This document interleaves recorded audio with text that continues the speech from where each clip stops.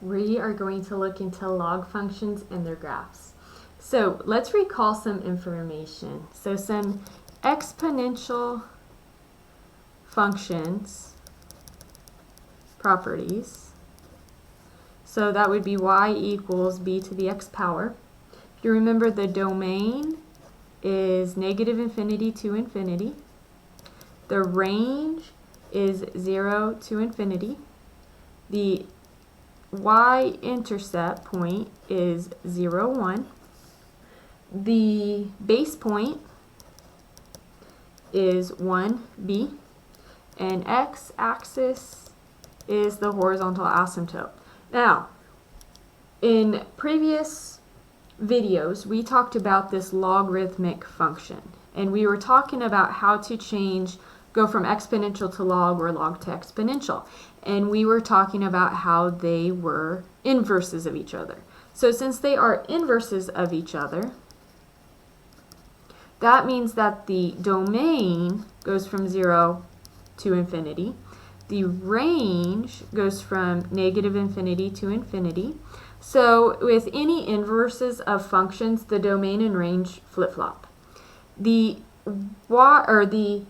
intercept point, it would actually be the x-intercept, would be 1, 0.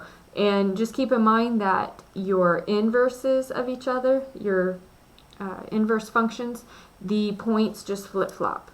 The base point would be b1, and the y-axis will be actually the vertical asymptote. So remember that the inverse functions reflect across the x equals y line. So each of these points flip.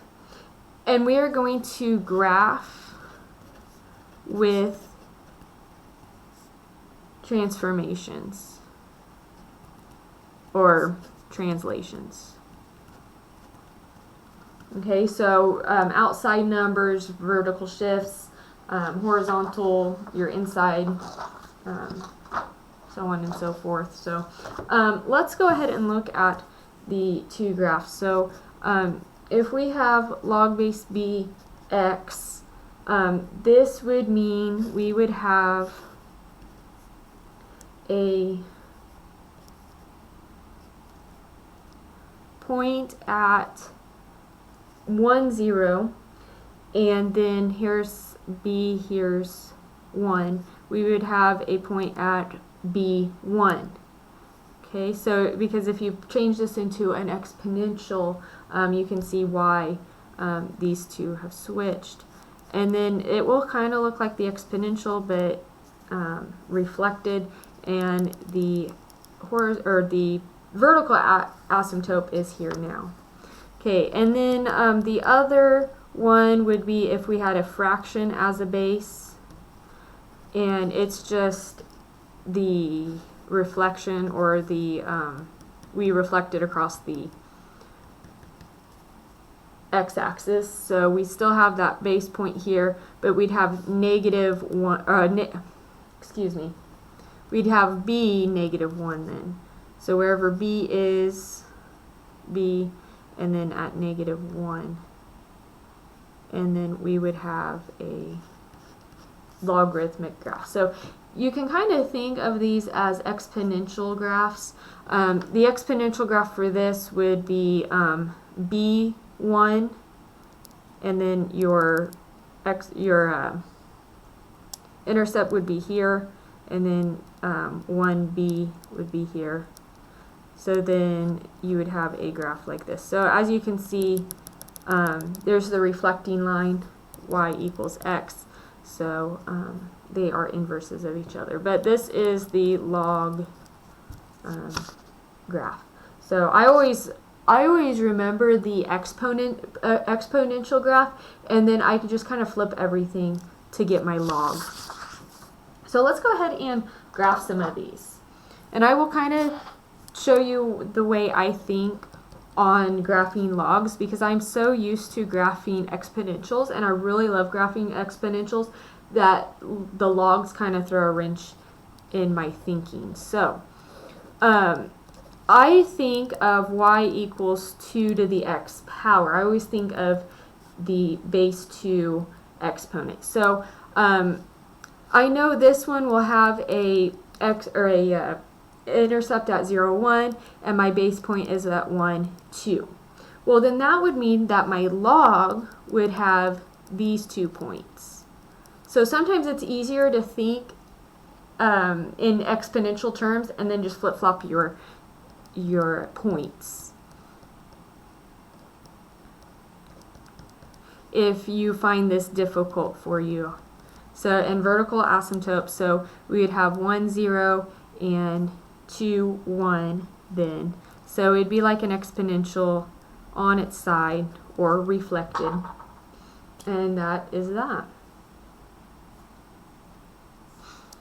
Okay, so let's look at I don't know, log 1/3 x plus 1. So let's start throwing in translations. Well, this would be the same thing as, well, not the same thing, but I would think of this as the 1/3 x, or 1/3 to the x power. So we would have a base point at -1, 3, and an intercept at 0, 1.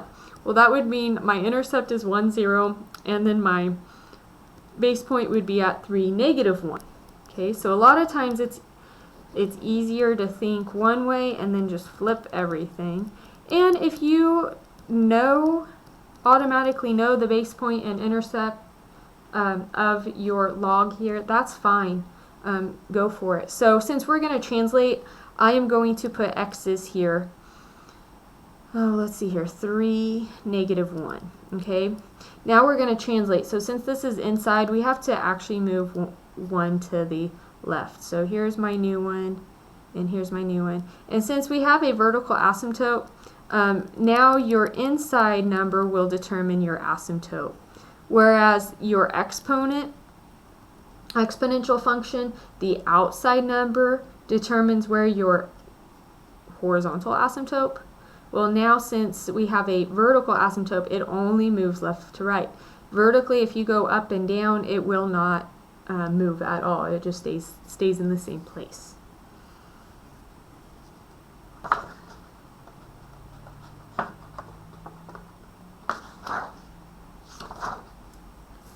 So let's go with f of x equals log base 2 x minus 1 plus 1. So we will add a couple movements here. And again, I think in terms of 2 to the x power to get my base points and my intercepts.